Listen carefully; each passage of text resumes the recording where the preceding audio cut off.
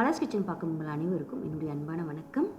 இன்றைக்கி மலர்ஸ் கிச்சனில் நம்ம பார்க்க போகிறது தேங்காய் பர்ஃபி எப்படி பண்ணலான்னு. இது வந்து ஒரு 25லேருந்து 30 நிமிஷத்துக்குள்ளே பண்ணிடலாம். ரொம்பவே நல்லாயிருக்கும், டேஸ்ட்டாக இருக்கும். இன்றைக்கி தேங்காய் பர்ஃபி எப்படி பண்ணலான்னு பார்க்கலாம். முதல்ல வந்து கேஸ் ஆன் பண்ணி ஒரு கடாயை வச்சுக்கலாம். கடாய் நல்லா சூடான பின்னாடி இதில் வந்து 2 ஸ்பூன் நெய் விட்டுக்கலாம். நெய் சேர்த்தாச்சு. இப்போ நெய் கொஞ்சம் நல்லா சூடாகி உருகட்டும். உருகின பின்னாடி இதில் வந்து ஒரு 2 ஸ்பூன் அளவுக்கு முந்திரி சேர்த்துக்கலாம். முந்திரியை சேர்த்து நல்லா வறுத்துக்கலாம். அதாவது முந்திரி வந்து ஒரு பொன்னிறமாக வர்ற வரைக்கும் நம்ம இதை வறுத்துக்கலாம். இப்போ பாருங்கள், முந்திரிலாம் நல்லாவே வறுபட்டுருச்சு. இதை வந்து இப்போ தனியாக ஒரு பாத்திரத்தில் எடுத்து வச்சிடலாம். எடுத்து வச்சாச்சு. இப்போ அதே கடாயில் இன்னும் ஒரு ஸ்பூன் அதிகமாக நெய் விட்டுக்கலாம். நெய் கொஞ்சம் சூடான பின்னாடி இதில் வந்து துருவிய தேங்காய் சேர்த்துக்கலாம். நான் வந்து இன்றைக்கி 2 கப் துருவிய தேங்காய் சேர்த்துருக்கேன். தேங்காய் சேர்த்த உடனே ஒரு நிமிஷம் மட்டும் இதை நம்ம நல்லா இந்த நெய்யில் வறுத்து விட்டுக்கலாம். அந்த வாசனைக்காக ரொம்ப நேரம் கலர் மாறக்கூடாது. கலர் மாறாமல் கேஸை வந்து மிதமான சூட்டில் வச்சு வறுத்து விட்டுக்கலாம். இப்போது 1 நிமிஷம் ஆயிடுச்சு, போதும்.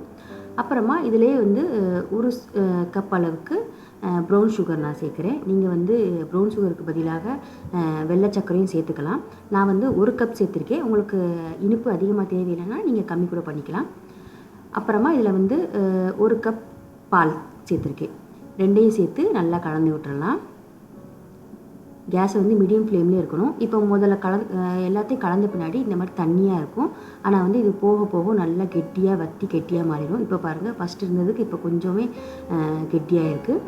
ஒரு 25லேருந்து 30 நிமிஷம் ஆகும். ஆனால் வந்து கேஸை வந்து மீடியம் ஃப்ளேம்லேயே வச்சுக்கோங்க. ஒரு 2 நிமிஷத்துக்கு ஒரு தடவை மட்டும் இந்த மாதிரி கிண்டி விட்டுக்கிட்டே இருங்க, அடிப்பிடிக்காத அளவுக்கு. இப்போ பார்த்திங்கன்னா தெரியும், முதல்ல இருந்ததுக்கு இப்போ கொஞ்சம் இன்னமும் கொஞ்சம் கெட்டியாக வந்துருச்சு. இப்போ வந்து ரொம்பவே கெட்டியாக வந்துருச்சு. இப்போது ஒரு அரை ஸ்பூன் அளவுக்கு ஏலக்காய் தூள் சேர்த்துக்கலாம். ஏலக்காய் தூள் சேர்த்தோன்னா இது ரொம்ப வாசனமாக இருக்கும். சேர்த்து நல்லா கலந்து இதை ஆஃப் பண்ணிடலாம். கரெக்டாக இருக்கும். அப்புறமா வந்து ஒரு பிளேட்டில் ஒரு அரை ஸ்பூன் அளவுக்கு நெய் ஊற்றி எல்லா பக்கமும் நல்லா தடவிடலாம். அப்புறமா இதில் வந்து வதக்கிய தேங்காவை சேர்த்துடலாம். சேர்த்து இது வந்து எல்லா பக்கமும் கரெக்டாக சமமாக வர்ற மாதிரி இந்த கரண்டியை வச்சு மேலாப்பில் எல்லாத்தையும் சமமாக்கிடலாம். 4 பக்கமும் சமமாக ஆகணும். இப்போ ரெடி ஆயிடுச்சு. அதுக்கடுத்து கத்தி வச்சு மேலாப்பில் கட் பண்ணிக்கலாம். ஏன்னா நம்ம வறுத்து வச்சுருக்க முந்திரிகள்லாம் இது மேலே ஒன்று ஒன்றா வைக்க போகிறோம். அதனால் வந்து கத்தி வச்சு இப்படி மேலாப்பில் கோடு போட்டுக்கலாம். அதே மாதிரி இந்த பக்கமும் போட்டுக்கலாம். இப்போ வந்து நம்ம வறுத்து வச்சுருக்க முந்திரி எல்லாத்தையும் இது மேலே ஒன்று ஒன்றா சேர்த்துடலாம். எல்லாத்தையும் சேர்த்தாச்சு. இது வந்து நிஜமாக எல்லாத்துக்கும் ரொம்பவே பிடிக்கும். குழந்தைங்களுக்கு ரொம்பவே விரும்பி சாப்பிடுவாங்க. நீங்கள் பண்டிகை நாட்கள் மட்டுமல்ல, மற்ற நாட்கள்லேயும் செஞ்சு சாப்பிட்லாம்.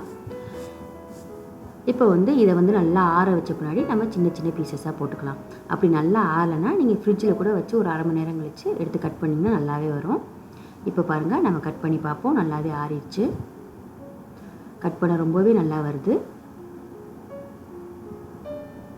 நம்ம வந்து 2 கப் துருவிய தேங்காய் போட்டிருக்கோம். இதில் வந்து நம்மளுக்கு 12லேருந்து 13 தேங்காய் பர்ஃபி கிடச்சிருக்கு.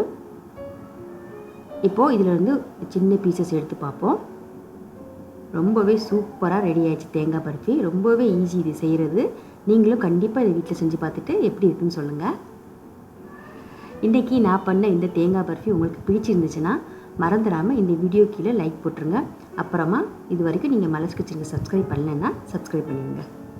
மீண்டும் இன்னும் ஒரு நல்ல சமையலுடன் அடுத்த முறை மலர்ஸ் கிச்சனில் சந்திக்கலாம். அது வரைக்கும் நன்றி, வணக்கம்.